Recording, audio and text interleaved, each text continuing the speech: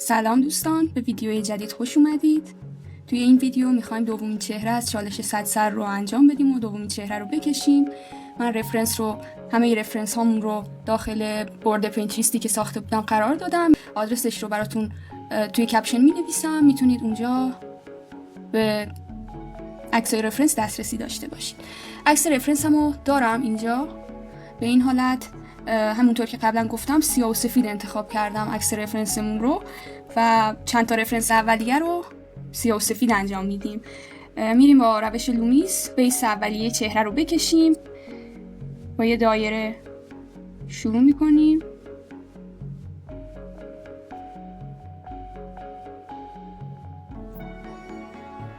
از قانون 1/3 ها استفاده میکنیم. محل ابرو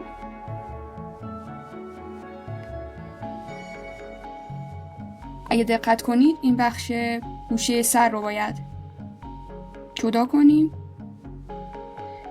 طبق قانون 1/3 ها محل رویش مو و محل نوک بینی. بعدتر میتونیم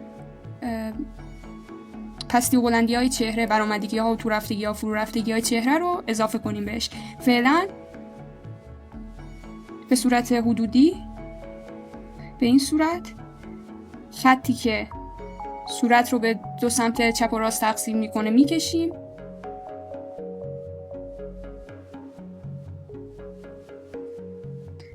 طبق قانون 1/3 ها چانه کاراکترمون رو میکشیم. ناحیه‌ای که گوش درش قرار داره رو مشخص میکنیم.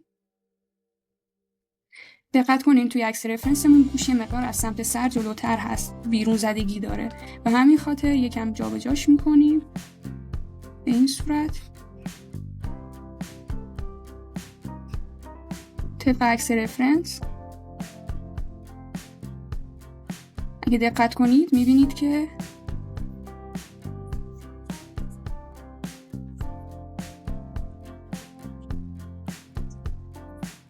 محلی که خط ابرو هست یه برآمدگی داره، بیرون زدگی هست. بعد در ناحیه چشم داخل رفته، ناحیه گونه یکم بیرون زده تر هست و به این صورت حدود اولیه چهرمون رو کشیدیم. گردن کاراکترمون رو هم میکشیم. دستش در سمت دیگر رو هم قرار میدیم. به این حالت بیس اولیه چهرمون کشیده شد. حالا با پاکن خمیری این ناحیه ها رو کم رنگ میکنیم.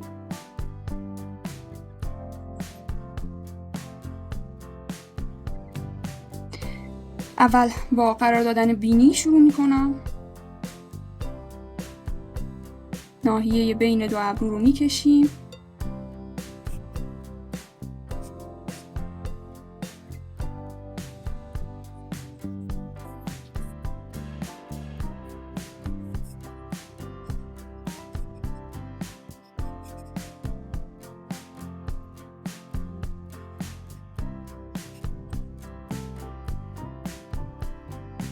میبینید که یه برآمدگی روی بینی وجود داره. بعد از اون نوک بینی رو طراحی میکنیم. دقت کنید نوک بینی مثل یک دایره هست و یه برآمدگی کوچیک اینجا داره.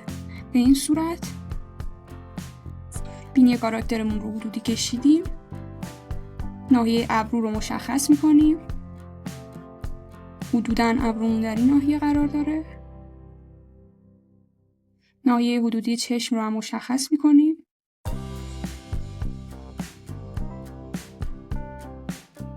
ناحیه لب بین خطوط چانه و نوک بینی قرار داره. یکم بالاتر میبرمش. به این حالت بیس اولیه چهرمون رو کشیدیم. حالا چشم ها رو داخل طراحیمون میاریم.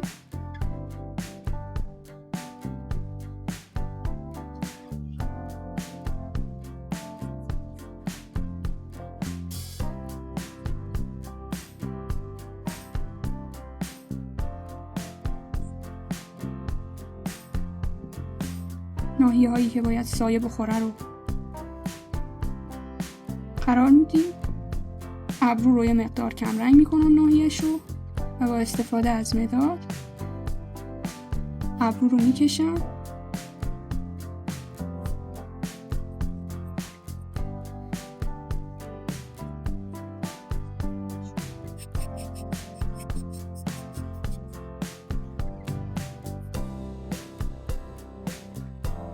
جزئیات رو یه مقدار تصحیح میکنم.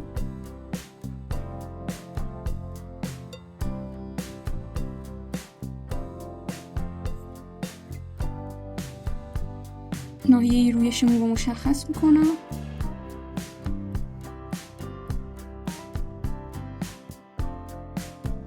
اگه دقت کنید نوک بینی کاراکتر یه مقدار بالاتره، برآمدگی داره یه مقدار کمی. به این حالت چشم سمت مقابل رو هم میکشم.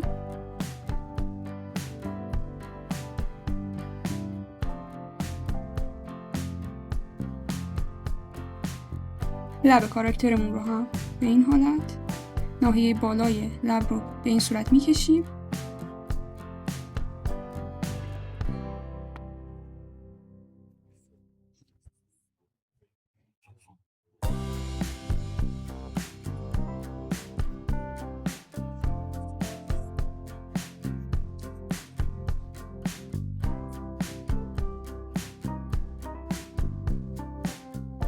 اگه دقت کنید میبینید که چانه کاراکترمون یه خوده برآمده تر هست.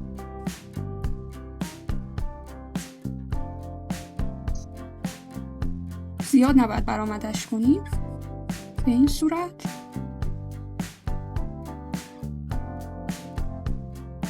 بیس چهرمون تکمیل شد. برای موها از خطوط ریز و کوتاه استفاده میکنم.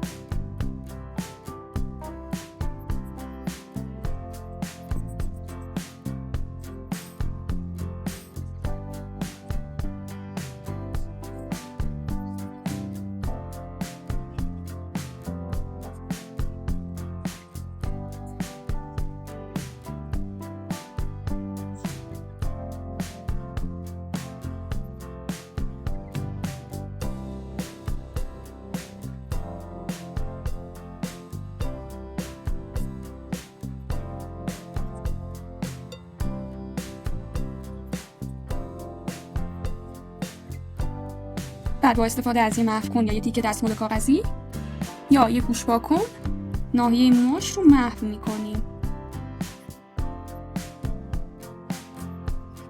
به این حالت با یه تیکه دستمال کاغذی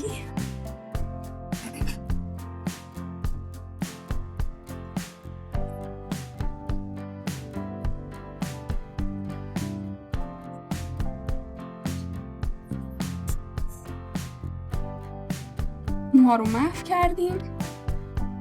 بعدتر با استفاده از مداد مغزی یا اتود موها رو بیشتر تاکید میکنیم روشون. یه نکته که اگه دقت کنید میبینید که باعث شده کاراکترمون تفاوت زیادی داشته باشه با عکس رفرنس اینه که من اون اضافه کردن ناحیه بالای سر یا کرانیوم رو انجام ندادم. اگه ببینید یه حالت خیلی غیر طبیعی به کاراکتر میده. به همین خاطر بالا رو اضافه کنیم میبینید که خیلی خیلی طبیعی تر میشه.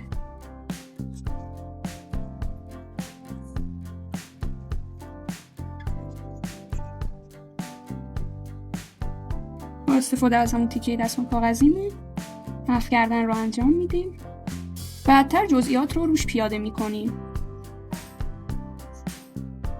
به این حالت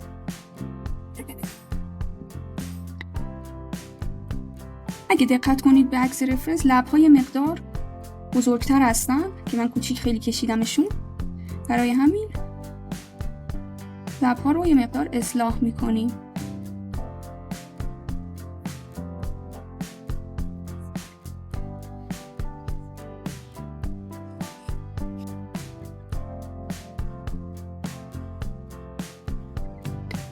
حالا ناحیه هایی که سایه خورده رو مشخص میکنیم.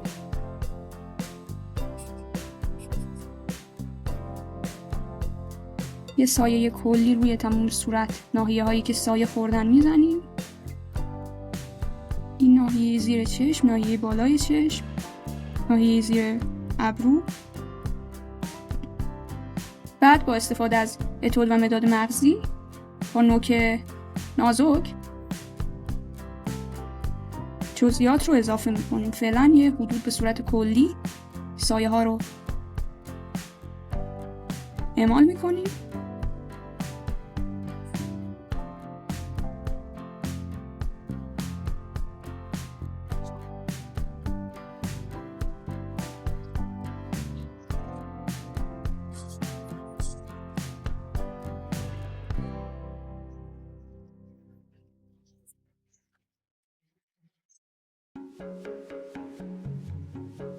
به این حالت سایه گذاری گوش رو هم انجام میدیم. جزئیات گوش رو اضافه میکنیم.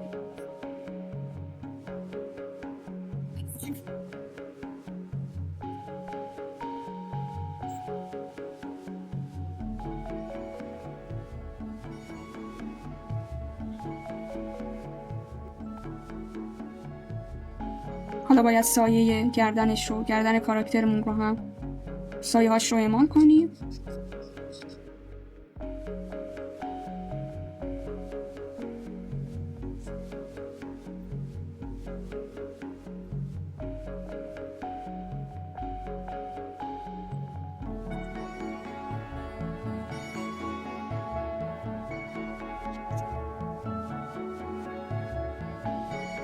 با گوشه مداد، با بغل مداد سایه زنی رو انجام میدیم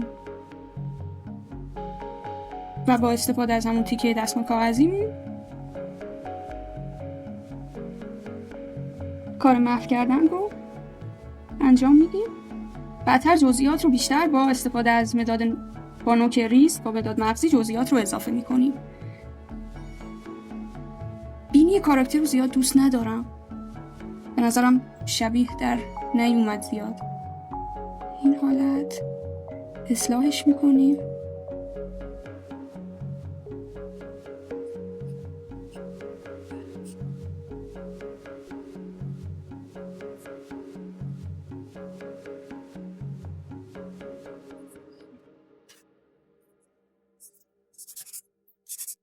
به این حالت کلیات چهرش رو پیاده سازی کردیم. حالا با استفاده از این مداد مغزی میخوام جزئیات کار رو اضافه کنم. از ناحیه مو شروع میکنیم با خطوط ریز و کوتاه.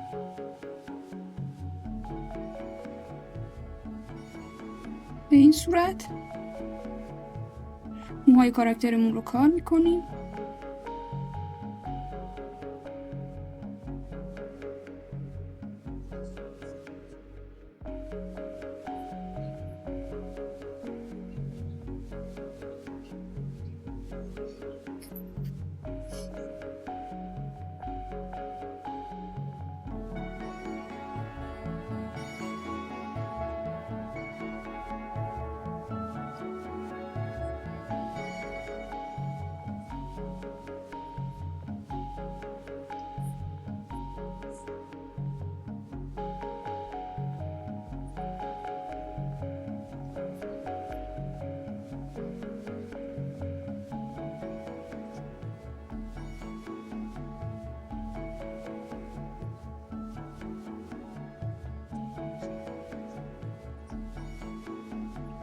زیاد درگیر جزئیات موها نمیشیم، به خاطر اینکه تاکیدمون روی اجزای چهره و تمرین برای شباهت بیشتر اجزای چهره به عکس رفرنسمونه.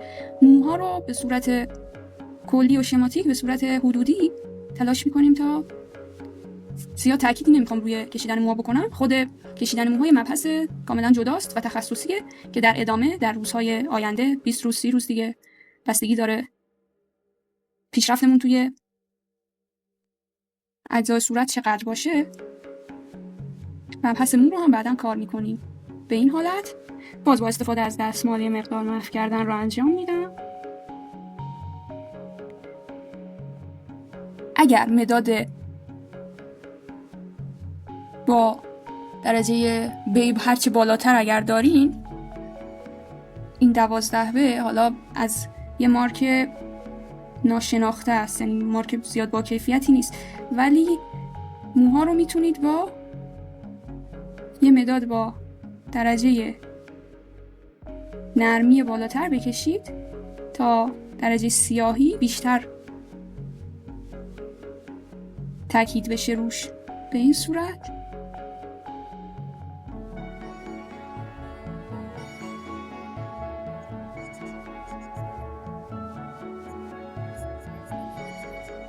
فکر کنم دیگه برای مو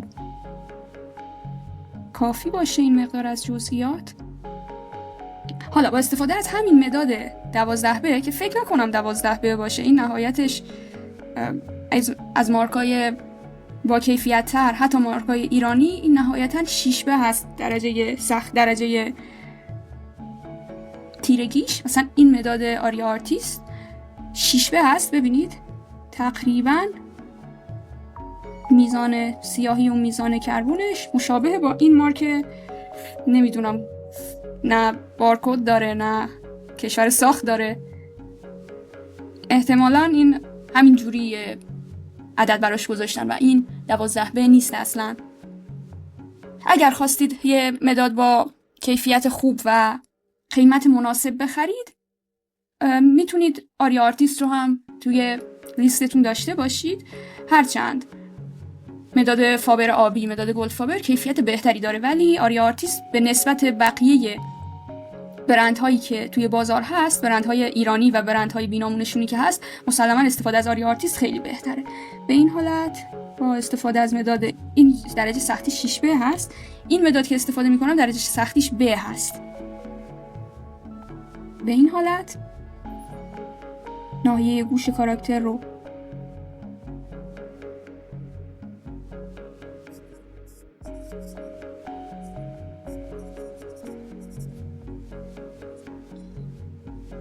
با استفاده از یه پاکون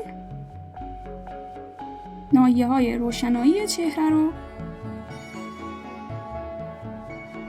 اضافه میکنیم روی کار. اگه دقت کنید این پاکون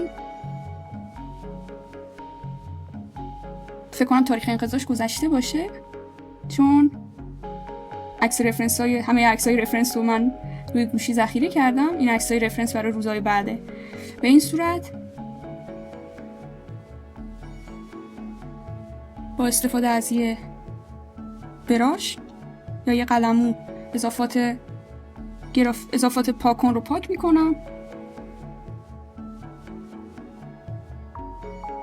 یه بیس کلی برای چهره، برای تیرگی های چهره اضافه کردم. به این صورت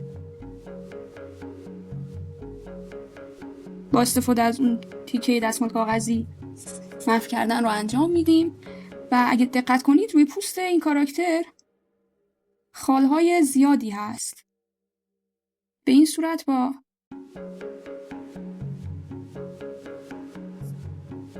نقطه های ریز خالهای صورت کاراکتر رو،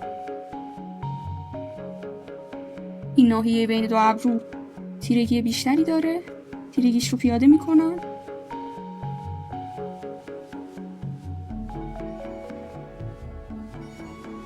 خالهای کاراکتر رو میذارم، تیرگی های اصلی رو اضافه میکنم زیر گلو و این ناحیه زیر گردن تیرگی بیشتری داره.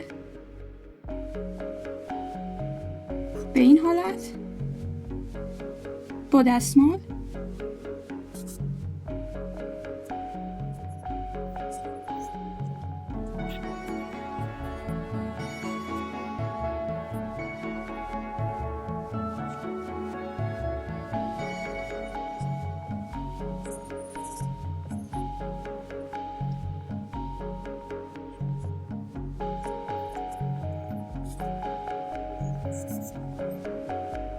به این حالت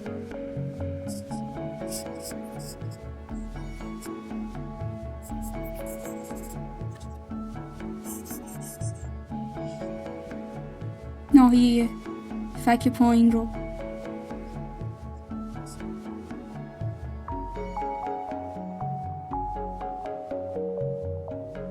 تیره تر میکنیم تقریبا.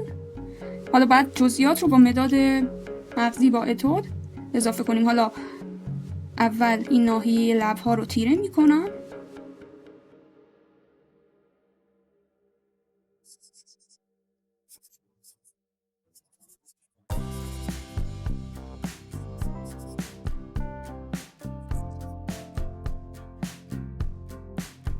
با استفاده از اتود جزئیات بیشتری رو میتونیم اضافه کنیم.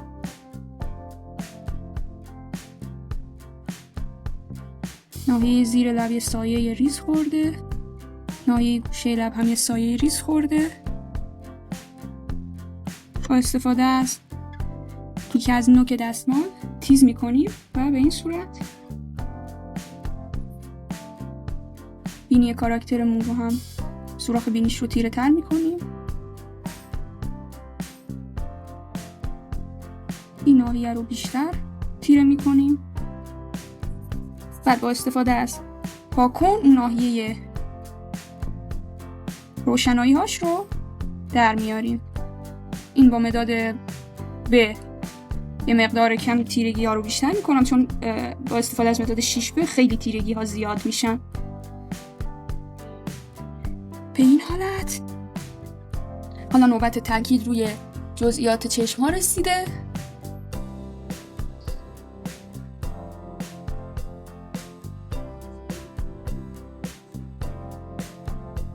اگه دقت کنید موجه های کاراکتر زیاد دیده نمیشن و همین خاطر منم زیاد روشون تاکید نمی کنم.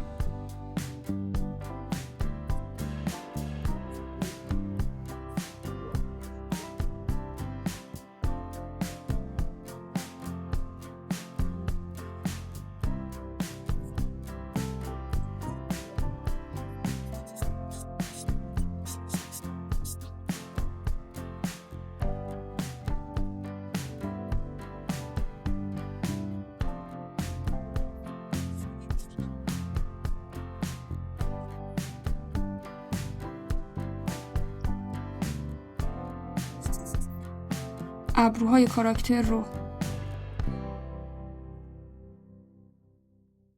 با مداد مغزی پررنگ می‌کنیم.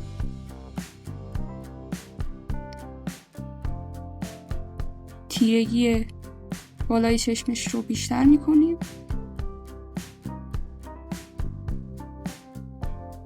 چشم مقابل اگه دقت کنید خیلی تیرگی زیادی داره. تیرگی شدید رو با استفاده از مداد نوکی اعمال میکنم.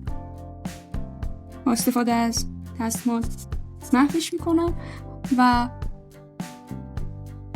چشم سمت مقابل رو به این صورت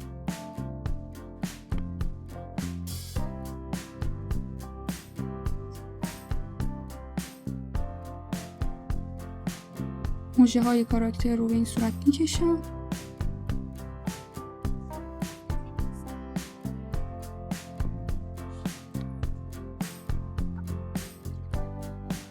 یه سایه ریز این بخش خورده، سایه بینی هست. با استفاده از دستمال محوش میکنم این مقدار.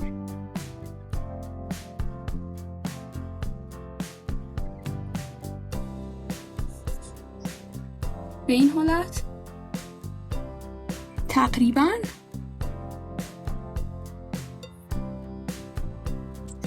یه مقدار تیرگی این پایین چونه کاراکتر رو بیشتر میکنیم، تیرگی لب‌ها رو بیشتر میکنیم. تقریبا کار این چهره تموم شد. با استفاده از پاکن خمیری حالا باید یه مقدار از روشنایی هایی که حذف شدن رو نوک پاکن خمیری رو تیز میکنم. به این حالت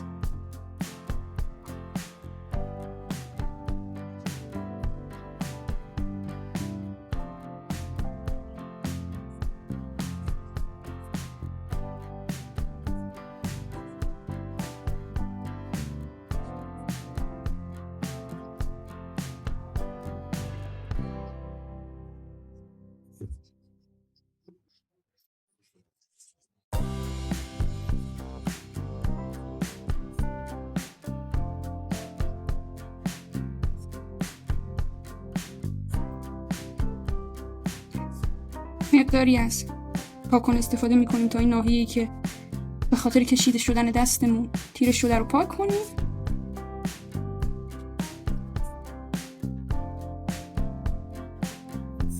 به این حالت چهره دوم چالش 100 سر رو کشیدیم.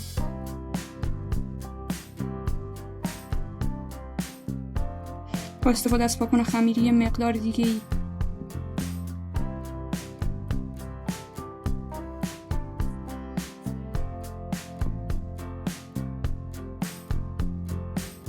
روشنایی های چهره رو پیاده سازی میکنیم و اگه دقت کنید یه مرز سفید بین بینی و گونه کاراکتر وجود داره. سعی میکنم این مرز رو به وجود بیارم. به این حالت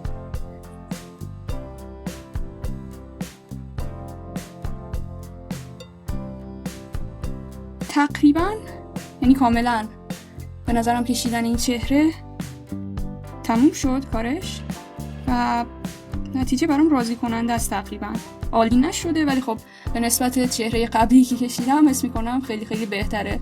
یکی شباهت 50% بالای 50% داره به عکس رفرنسمون. ممنونم که با این ویدیو همراه هم بودین. این از چهره دوم چالش 100 سر. سعی میکنم زودتر ویدیو هم رو ادیت کنم چون تولید هر کدوم از این ویدیوها خیلی وقت زیادی میبره.